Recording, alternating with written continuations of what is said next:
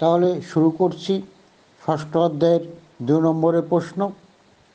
আমার প্রথম প্রশ্ন, নিখিল ভারত ট্রেড ইউনিয়ন কংগ্রেস কী উদ্দেশ্যে প্রতিষ্ঠিত হয়েছিল? নিখিল ভারত ট্রেড ইউনিয়ন কংগ্রেস কী উদ্দেশ্যে প্রতিষ্ঠিত হয়েছিল? 1920 সালে লালা লাজপত রায়ের সভাপতিত্বে মুম্বাইতে নিখিল ভারত ট্রেড ইউনিয়ন কংগ্রেস প্রতিষ্ঠিত হয়। এর প্রধান উদ্দেশ্যগুলি ছিল বিভিন্ন জায়গায় যে শ্রমিক আন্দোলনগুলো হয়েছিল বা চলছিল সেই আন্দোলনগুলিকে নিয়ন্ত্রণ করা, বিভিন্ন অঞ্চলে ব্রিটিশ বিরোধী শ্রমিক আন্দোলনকে সরিয়ে দেওয়া, শ্রমিকদের সামাজিক ও অর্থনৈতিক উন্নতি সাধন করা, শ্রমিকদের সমাজতন্ত্রী ভাবধারায় যুক্ত করা এবং শ্রমিক শ্রেণী সচেতনভাবে শ্রমিক আন্দোলনে অংশগ্রহণ করতে উৎসাহিত করা। পরের প্রশ্ন, ওয়ার্কার্স অ্যান্ড পেজেন্টস পার্টি কেন প্রতিষ্ঠিত হয়েছিল? ওয়ার্কার্স অ্যান্ড পেজেন্টস পার্টি কেন প্রতিষ্ঠিত হয়েছিল? 1925 খ্রিস্টাব্দের 1 November workers and peasants party গড়ে উঠেছিল। এর প্রধান উদ্দেশ্য ছিল শ্রমিকদের কাজের সময়সীমা কমানো, সর্বনিম্ন মজুরির হার নির্ধারণ করা, জমিদারি প্রথার অবসান ঘটানো, পুনরায় নতুনভাবে শ্রমিকদের সংগঠিত করার উদ্দেশ্যে এই ওয়ার্কার্স অ্যান্ড পেজেন্টস পার্টি প্রতিষ্ঠিত হয়েছিল। উল্লেখযোগ্য নেতৃবৃন্দ ছিলেন মুজাফফর আহমেদ, কাজী নজরুল ইসলাম। বিশেষত নেতৃবৃন্দ লাঙল ও গণবাণী পত্রিকার মাধ্যমে প্রাথমিকভাবে কংগ্রেসের মধ্যে এবং পরবর্তীকালে কমিউনিস্ট আন্দোলনের সাথে যুক্ত শ্রমিক শ্রেণীদের স্বার্থ রক্ষার উদ্দেশ্যে এই ওয়ার্কার্স অ্যান্ড পেজেন্টস পার্টি প্রতিষ্ঠিত হয়েছিল। পরের প্রশ্ন, রামপা বিদ্রোহ কী? অসহযোগ আন্দোলনের সময় অন্ধ্রপ্রদেশের কৃষ্ণা, গুন্টুর, গোদাবরী জেলায় কৃষক ও আদিবাসীরা যে বিদ্রোহ করেছিল তার মধ্যে অন্যতম ছিল উত্তর গোদাবরীর অঞ্চলে আল্লুরি সীতারাম রাজু পরিচালিত রম্পা বিদ্রোহ। এই বিদ্রোহে অংশগ্রহণকারীরা গেরিলা পদ্ধতিতে যুদ্ধ শুরু করেছিল। 1924 খ্রিস্টাব্দের 6 মে আল্লুরি সীতারাম রাজু ধরা পড়লে রম্পা বিদ্রোহ ব্যর্থ হয়।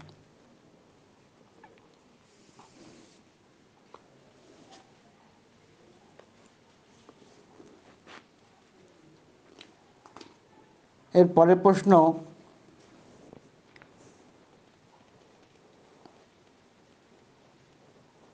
কবে কোথায় অরণ্য সত্যাগ্রহ শুরু হয়?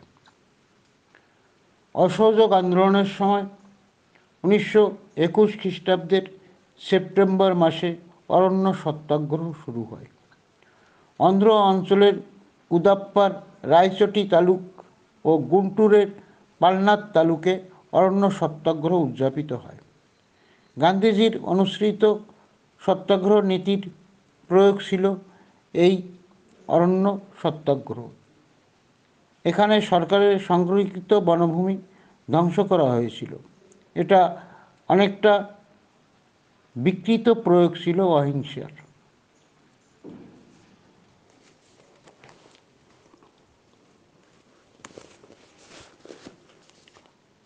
পরের প্রশ্ন, আমি সালের প্রশ্ন পড়াতে এই প্রশ্নটা বাদ পড়েছিল, আমি এখানে উল্লেখ করছি। তাম্রলিপ্ত জাতীয় সরকার কি কি উদ্যোগ গ্রহণ করেছিল?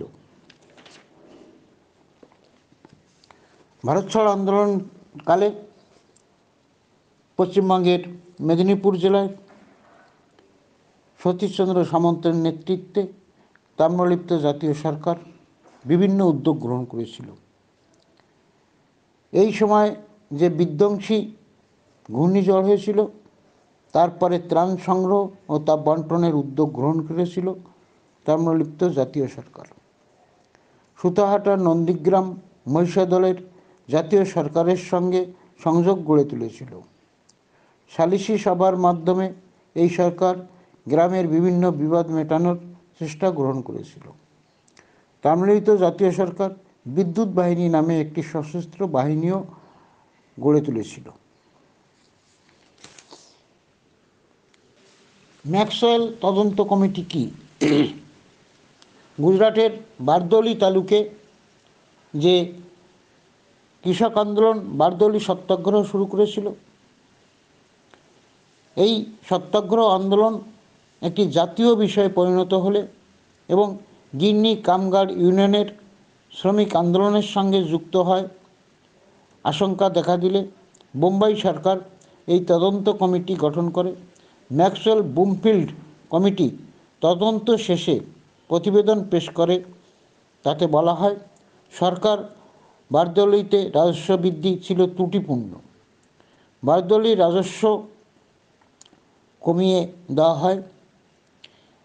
এই প্রতিবেদনের পরিপ্রেক্ষিতেই বোম্বাই সরকার রাজস্ব সংশোধন মুলতবি রাখে। পরবর্তীকালে 1940-এর দশক পর্যন্ত আর রাজস্ব বৃদ্ধি করা হয়নি। পরের প্রশ্ন, তেভাগা আন্দোলন কি? 1937 খ্রিস্টাব্দে গঠিত ফ্লাউট কমিশনের সুপারিশে বলা হয়, বাংলার বহু কৃষক পরিবার কৃষি জমিতে কোনো অধিকার নেই তাদের। এই কমিশন সুপারিশ করে ভাগচাষিরা 3 ভাগের 1 ভাগ ফসল জমা দেবে, যা তেভাগা নামে পরিচিত, আর তারা 3 ভাগের 2 ভাগ তারা পাবে। জমিদার বা সরকার কেউই এটা মানতে রাজি ছিল না। এই অবস্থায় বঙ্গীয় প্রাদেশিক কৃষক সভার নেতৃত্বে 1946 খ্রিস্টাব্দে যে কৃষক আন্দোলন শুরু হয় তা তেভাগা আন্দোলন নামে পরিচিত। এর উল্লেখযোগ্য কয়েকজন নেতৃবৃন্দের নাম জানা প্রয়োজন: চারু মজুমদার, অবনী লাহিড়ী, দীপেশ্বরী, বিমলা মণ্ডল প্রমুখরা।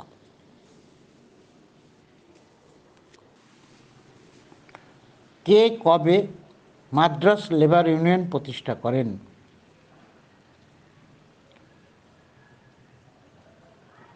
BP Wadia Madras labour union প্রতিষ্ঠা করেন, যা প্রতিষ্ঠিত হয়েছিল 1918 খ্রিস্টাব্দে। এর প্রধান উদ্দেশ্য ছিল শ্রমিকদের সংগঠিত করা। তারপর ধীরে ধীরে তারা বিভিন্ন দাবি আদায়ের জন্য যৌথভাবে যাতে আন্দোলন করতে পারে, এই মাদ্রাস লেবার ইউনিয়নের মাধ্যমে তারা সংগঠিত হতে থাকে।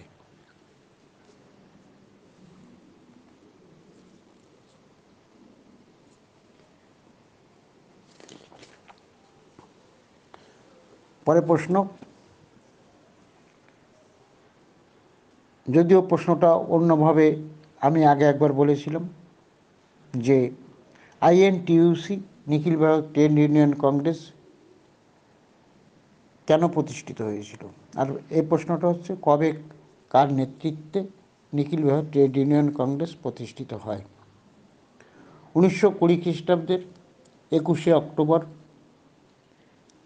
লালা লাজপত রায়ের সভাপতিত্বে বিপি ওয়াদিয়া, এন.এম. যোশী ও তিলকের সহযোগিতায় এই সংগঠন গড়ে ওঠে।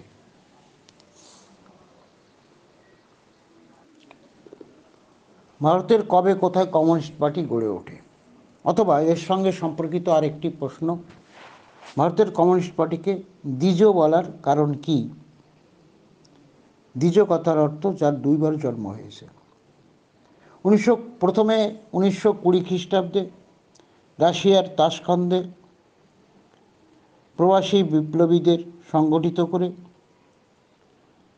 1920 খ্রিস্টাব্দে রাশিয়ার তাশখন্দে এম.এন. রায়ের নেতৃত্বে প্রবাসী বিপ্লবীদের নিয়ে ভারতের কমিউনিস্ট পার্টি প্রতিষ্ঠিত হয়। পরবর্তীকালে কানপুর সম্মেলনে সিঙ্গারা ভেলুচেট্টির সভাপতিত্বে 1925 খ্রিস্টাব্দের ডিসেম্বর মাসে ভারতের কমিউনিস্ট পার্টি প্রতিষ্ঠিত হয়। এই কারণে এই দুইবার কমিউনিস্ট পার্টি প্রতিষ্ঠিত হয়, একবার বিদেশে এবং ভারতের অভ্যন্তরে, এই কারণে তাকে দ্বিজ বলা হয়। পরের প্রশ্ন, কে কবে ফরওয়ার্ড ব্লক দল গঠন করেন? 1939 খ্রিস্টাব্দের 3রা মে সমমনোভাবাপন্ন ব্যক্তিদের নিয়ে কংগ্রেসের মধ্যেই নেতাজি সুভাষচন্দ্র বোস ফরওয়ার্ড ব্লক দল গঠন করেন।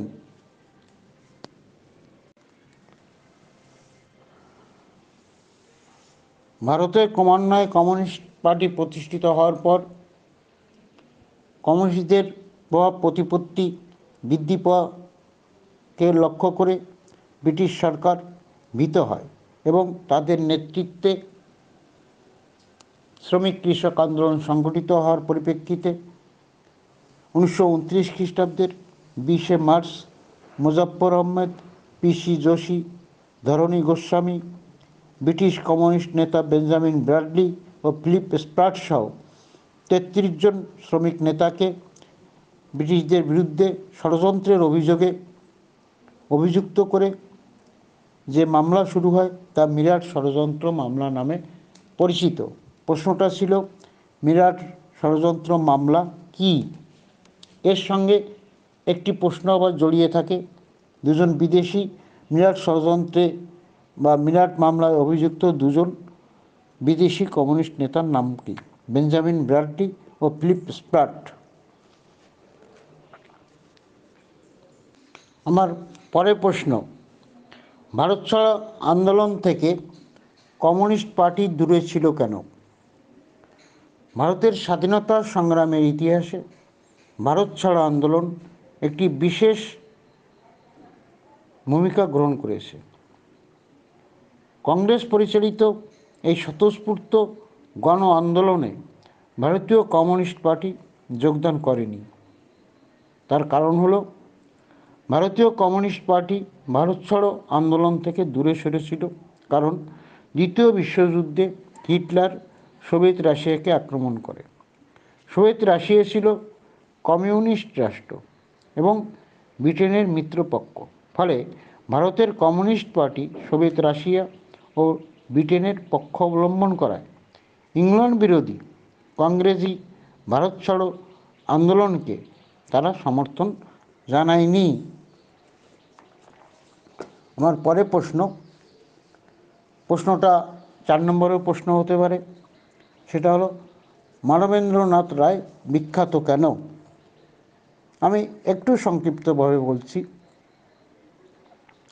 প্রখ্যাত বিপ্লবী এবং কমিউনিস্ট আন্দোলনের নেতা মানবেন্দ্রনাথ রায় 1915 খ্রিস্টাব্দে অস্ত্র সংগ্রহের উদ্দেশ্যে জার্মানিতে যান এবং বার্লিনে ভারতীয় বিপ্লবী কমিটি গড়ে তোলেন। 1920 খ্রিস্টাব্দে তার নেতৃত্বে রাশিয়ার তাশখন্দে প্রবাসী বিপ্লবীদের নিয়ে তিনি ভারতের কমিউনিস্ট পার্টি গঠন করেন। তারপরে তিনি 1930 খ্রিস্টাব্দে ব্রিটিশদের দ্বারা গ্রেপ্তার বরণ করেন। 6 বছর কারাদণ্ডে ভোগ করার পর তিনি কংগ্রেসে যোগ দিয়ে কংগ্রেসের মধ্যেই লীগ অফ রেডিক্যাল কংগ্রেসমেন গঠন করেন। তার প্রধান লক্ষ্য ছিল এই সময় কংগ্রেসের ভিতরে বামপন্থী ভাবধারার প্রসার ঘটানো, কিন্তু তেমন সম্ভাবনা ক্ষীণ দেখে 1940 খ্রিস্টাব্দে কংগ্রেস থেকে বেরিয়ে গিয়ে রেডিক্যাল ডেমোক্রেটিক পার্টি গঠন করেন। তার উল্লেখযোগ্য একটি বই ইন্ডিয়া ইন ট্রানজিশন, এটা এমসিকিউতেও আসে।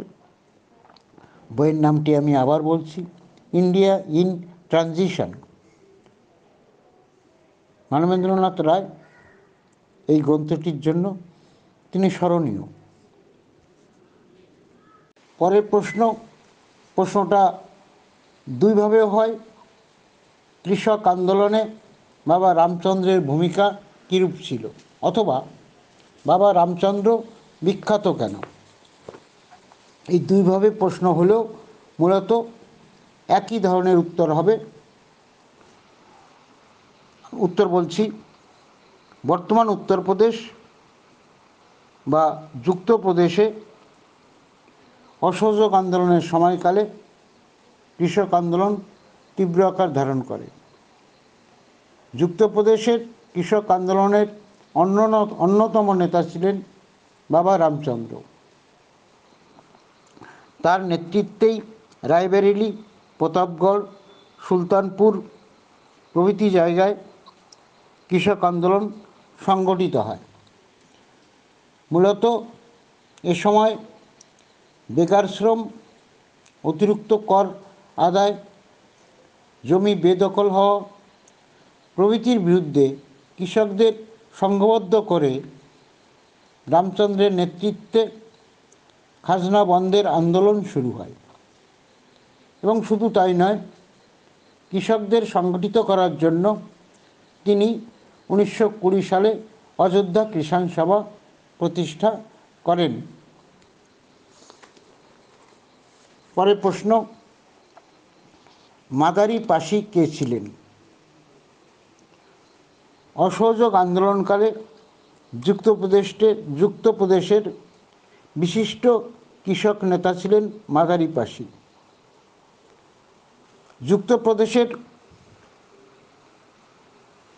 হরদই, বারাবাঁকি, সীতাপুর,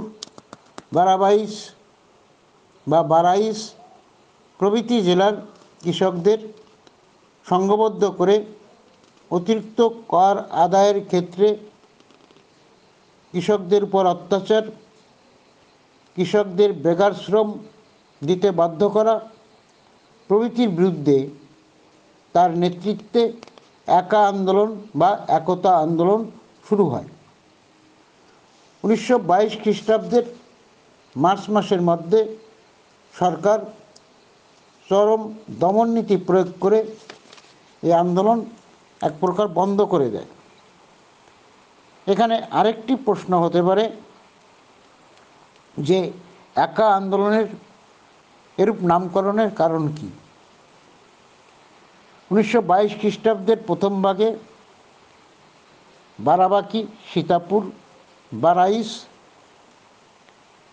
প্রভৃতি জেলায় 1921 খ্রিস্টাব্দের শেষ ভাগ থেকে 1922 খ্রিস্টাব্দের প্রথম ভাগে তীব্র কৃষক আন্দোলন গড়ে ওঠে।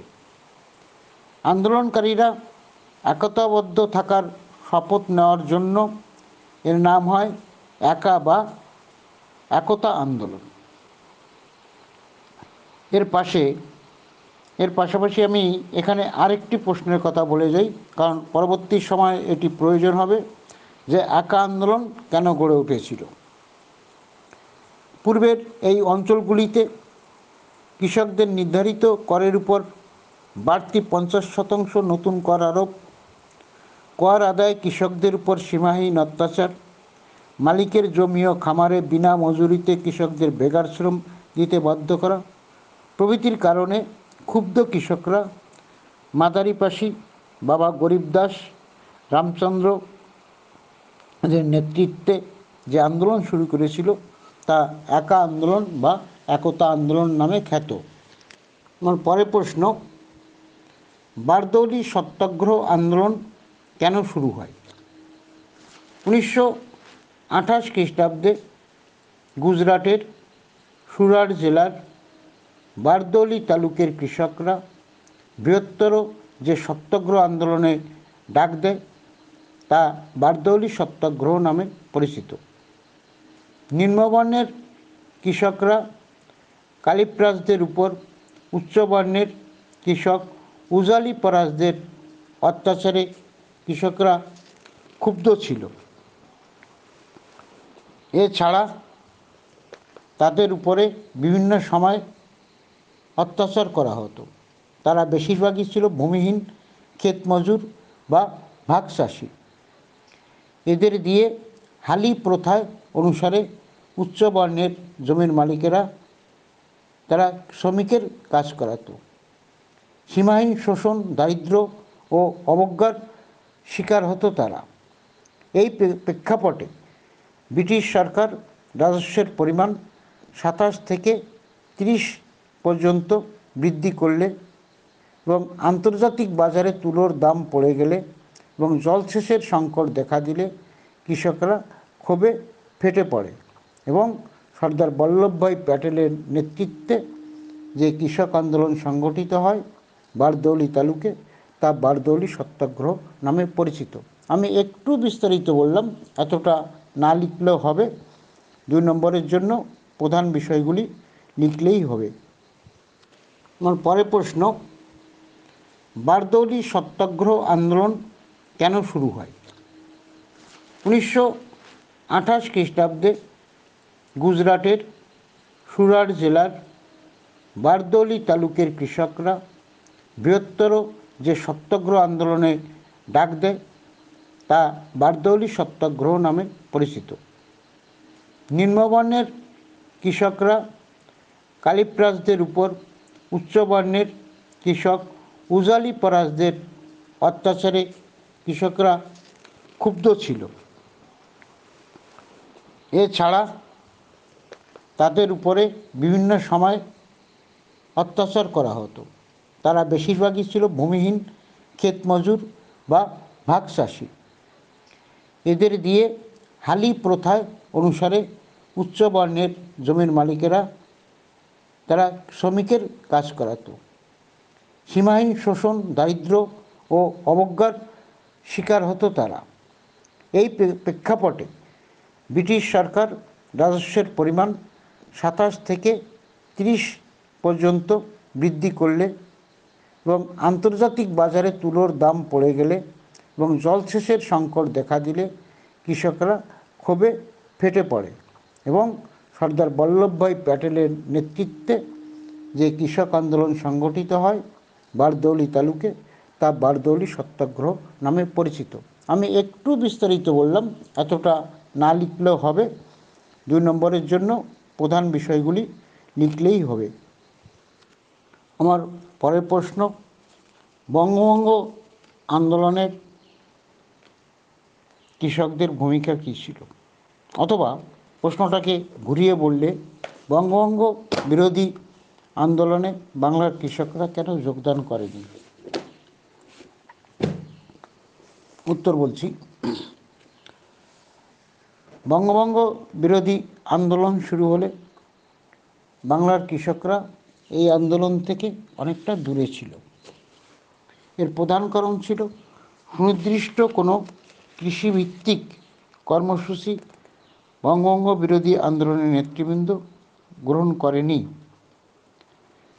এছাড়া আন্দোলনের নেতৃবৃন্দ খাজনা বন্ধের কোনো কথা বলেনি বা ভাগচাষীদের সম্পর্কে কোনো কথা বলেনি।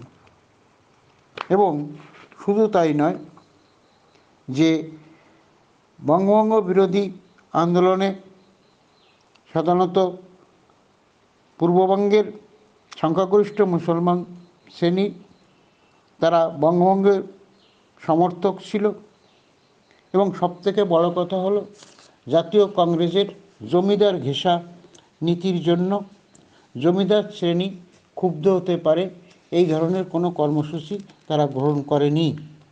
এই কারণে বঙ্গভঙ্গের প্রতি কৃষকদের খুব একটা যোগদানের বিষয় এখানে ছিল না বা তারা যোগদান করেনি। আমার পরের প্রশ্ন, গান্ধীজির সত্যাগ্রহ বলতে কী বুঝো? সত্যাগ্রহ একটি নৈতিক শক্তি বা নৈতিক আদর্শ। গান্ধীজি প্রথম এটি রাজনীতির সঙ্গে প্রয়োগ করেন, অর্থাৎ সত্যের প্রতি অবিচলিত থেকে হিংসার আশ্রয় না নিয়ে অহিংস পথে শত্রুকে আঘাত না করে তাকে জয় করার যে আদর্শ, তাকেই অল্প কথায় সত্যাগ্রহ বলা যায়। গান্ধীজি প্রথম এই নীতি দক্ষিণ আফ্রিকায় বর্ণ বৈষম্যের বিরুদ্ধে তিনি প্রয়োগ করেন এবং তিনি সফল হন। পরবর্তীকালে ভারতের রাজনীতিতে তিনি তা প্রয়োগ করেন। আমার দ্বিতীয় প্রশ্ন যে চম্পারণ সত্যাগ্রহ কি? 1917 সালে বিহারের চম্পারণ জেলায় নীল চাষিদের উপরে নীলকর সাহেবদের অত্যাচার এবং তিন কাঠিয়া ব্যবস্থার তাদের নীল চাষ করতে বাধ্য করা, কৃষকদের দুর্দশা ও নীলকরদের অত্যাচার সম্পর্কে গান্ধীজি যে আন্দোলন শুরু করেছিলেন সত্যাগ্রহ নীতিতে বা অহিংস আদর্শে, তাই চম্পারণ সত্যাগ্রহ নামে পরিচিত। পরের প্রশ্ন, তিন কাঠিয়া ব্যবস্থা কি? বিহারের চম্পারণ জেলার নীলকর সাহেবেরা আঞ্চলিক কৃষকদের মোট জমির 3/1 বা 20/3 অর্থাৎ 3/20 অংশে নীল চাষ করতে বাধ্য করত এবং চাষের দ্বারা উৎপন্ন নীল কৃষকেরা নীলকরদের কাছে তাদের নির্দিষ্ট দামে বিক্রি করতে বাধ্য ছিল। এই ব্যবস্থা তিন কাঠিয়া ব্যবস্থা নামে পরিচিত। আমার পরের প্রশ্ন যে খেদা আন্দোলন কি বা গুজরাটের খেড়া আন্দোলন কি? 1918 সালে অজান্মার জন্য গুজরাটের খেড়া জেলার কৃষকদের অবস্থা শোচনীয় হয়ে পড়ে। তা সত্ত্বেও রাজস্ব আদায়ের জন্য সরকার নানাভাবে তাদের উপর অত্যাচার করে। সর্দার বল্লভভাই প্যাটেল, ইন্দুলাল যাজ্ঞনিক প্রমুখ তরুণদের সঙ্গে নিয়ে গান্ধীজি সেখানে সত্যাগ্রহ আন্দোলন শুরু করেন এবং সরকারের অত্যাচার সত্ত্বেও প্রজাদের কোনো প্রকার কর না দেওয়ার আহ্বান জানান। এই যে আন্দোলন, এই আন্দোলনই গুজরাটের খেদা আন্দোলন। এর পাশাপাশি এখানে আরেকটি প্রশ্ন, আহমেদাবাদ শ্রমিক আন্দোলন বা আহমেদাবাদ সত্যাগ্রহ কি? এখানে একটু উল্লেখযোগ্য একটি কথা বলতে হয় যে গান্ধীজি দক্ষিণ আফ্রিকা থেকে ভারতে ফিরে আসে এবং তারপর তিনি প্রথমেই কোনো সর্বভারতীয় রাজনীতিতে বা আন্দোলনে যোগ দেননি।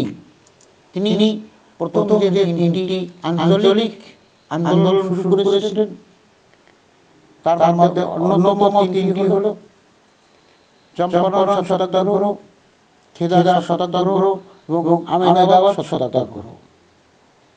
এই তিনটি আন্দোলনের মাধ্যমে গান্ধীজি জাতীয় আন্দোলনের নেতৃত্ব গ্রহণের যোগ্যতা প্রমাণ করেন এবং পরবর্তীকালে 1920 খ্রিস্টাব্দে সর্বভারতীয় আন্দোলনে অসহযোগ আন্দোলনে তিনি নেতৃত্ব দেন। আমার মূল প্রশ্নে আমি ফিরে আসছি, আহমেদাবাদ সত্যাগ্রহ কি? 1917-18 খ্রিস্টাব্দের মধ্যে গান্ধীজি যে তিনটি আঞ্চলিক আন্দোলনের নেতৃত্ব দিয়েছিলেন তার মধ্যে একটি অন্যতম গুরুত্বপূর্ণ হল আহমেদাবাদ সত্যাগ্রহ। আহমেদাবাদের সত্যাগ্রহ শ্রমিকরা মালিকদের কাছে নানাভাবে অত্যাচারিত হতো। সত্যাগ্রহ আন্দোলনের মাধ্যমে এই সুতাকল শ্রমিকদের মালিকদের অত্যাচারের হাত থেকে তিনি রক্ষা করতে চেয়েছিলেন এবং দীর্ঘদিন তারা বেতন বৃদ্ধির দাবি জানাচ্ছিল, কিন্তু মিল মালিকেরা তাতে কর্ণপাত করছিল এবং শেষ পর্যন্ত গান্ধীজি তাদের অহিংস ধর্মঘটের পরামর্শ দেন এবং তাদের দাবির সমর্থনে তিনি নিজে অনশন শুরু করেন। আন্দোলনের ব্যাপকতায় মিল কর্তৃপক্ষ ভীত হয়ে শেষ পর্যন্ত আন্দোলনের চতুর্থ দিনে শ্রমিকদের বেতন শতকরা 35% বৃদ্ধি করতে বাধ্য হন। এই আন্দোলনই আহমেদাবাদ শ্রমিক আন্দোলন বা খেদা সত্যাগ্রহ আন্দোলন। অনেক সময় প্রশ্ন হতে পারে, সর্বভারতীয় আন্দোলনের আগে গান্ধীজি যে তিনটি আন্দোলন করেছিলেন তার গুরুত্ব কী? বিহার, গুজরাট ও আহমেদাবাদে গান্ধীজির আন্দোলন শ্রমিক, কৃষক, ইংরেজ শাসক, নীলকর, জমিদার মহাজন সম্পর্ক ভাঙতে সাহায্য করে। এই আন্দোলনের মাধ্যমে গান্ধীজি গ্রামের নিরক্ষর, কৃষক, শহরের মজুর এবং জাতীয়তাবাদী বুদ্ধিজীবীদের মধ্যে সমন্বয় ঘটিয়ে জাতীয় আন্দোলনের পরিধি বিস্তৃততর করেন এবং সর্বভারতীয় রাজনীতিতে নিজেদের প্রবেশের পথ উন্মুক্ত করেন এবং তার যোগ্যতা প্রমাণ করেন। পরের প্রশ্ন, চৌরি চৌরা ঘটনা কি? অসহযোগ অর্থাৎ অহিংস অসহযোগ আন্দোলন চলাকালে 1922 খ্রিস্টাব্দের 5ই ফেব্রুয়ারি উত্তরপ্রদেশের গোরক্ষপুর জেলার চৌরি চৌরা নামক জায়গায় ভগবান আহির নামে এক স্বেচ্ছাসেবকের উপর পুলিশ অত্যাচার করে এবং বিনা প্ররোচনায় জনতার উপর গুলিবর্ষণ করে। এর ফলে উত্তেজিত জনতা চৌরি চৌরা থানায় আগুন ধরিয়ে দেয় এবং 22 জন পুলিশকর্মী মারা যান। এই ঘটনাই চৌরি চৌরা ঘটনা নামে পরিচিত। এর সঙ্গে সম্পর্কিত আরেকটি প্রশ্ন অনেক সময় পরীক্ষায় আসে, চৌরি চৌরা ঘটনার গুরুত্ব কী? উপরোক্ত ঘটনার পরিপ্রেক্ষিতে গান্ধীজি অসহযোগ আন্দোলন মাঝপথে প্রত্যাহার করে নেন। যদিও গান্ধীজির এই সিদ্ধান্তে অনেক নেতৃবৃন্দ তারা সমালোচনা করেছিলেন, কিন্তু গান্ধীজি নিজের অহিংস সত্যাগ্রহ আদর্শের তিনি বিশ্বাসী ছিলেন। তার আদর্শের সঙ্গে এই হিংসাশ্রয়ী আন্দোলন তিনি চাননি। তাছাড়া সরকারের দমন পীড়নে জনতা অনেক সময় অত্যাচারিত হতো, তা তিনি মেনে নিতে চাননি। তাদের মধ্যে কারাদণ্ড বা নির্যাতন সহ্য করার মতো বা অহিংস আদর্শে বিশ্বাসী থাকার মতো মানসিকতা তখনও তৈরি হয়নি, যার ফলে গান্ধীজি মাঝপথে আন্দোলন প্রত্যাহার করে নেন। গান্ধীজি তার নিজের আদর্শের পরিপ্রেক্ষিতে এক অর্থে তিনি ঠিক করেছিলেন, আবার পক্ষান্তরে জাতীয় আন্দোলন যখন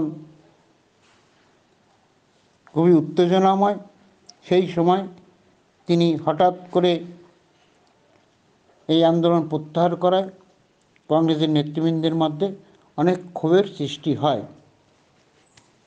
পরের প্রশ্ন, মোপলা বিদ্রোহ কেন হয়েছিল? অসহযোগ আন্দোলনের সময় যেসব আঞ্চলিক কৃষক আন্দোলন হয়েছিল তার মধ্যে অন্যতম ছিল মালাবার উপকূলের মোপলা বিদ্রোহ। মালাবার অঞ্চলের মুসলিম কৃষক সম্প্রদায় মোপলারা 1921 খ্রিস্টাব্দে জমিদার শ্রেণীর শোষণের বিরুদ্ধে বিদ্রোহ ঘোষণা করে। দীর্ঘদিনের অন্যায় ও সামন্ততান্ত্রিক শোষণ ছিল এবং তার সঙ্গে যুক্ত হয়েছিল আরও কয়েকটি কারণ। বিশেষ করে অসহযোগ আন্দোলনের সময় খলিফাকে তার দ্বিতরাজ্য পুনঃপ্রতিষ্ঠিত করার জন্য তার যে ধর্মীয় উন্মাদনা মুসলমান সমাজের মধ্যে দেখা দিয়েছিল, এবং অন্যদিকে ইংরেজ বিরোধী অসহযোগ আন্দোলনের প্রভাবে এই মেপ্লা বিদ্রোহ শুরু হয়েছিল।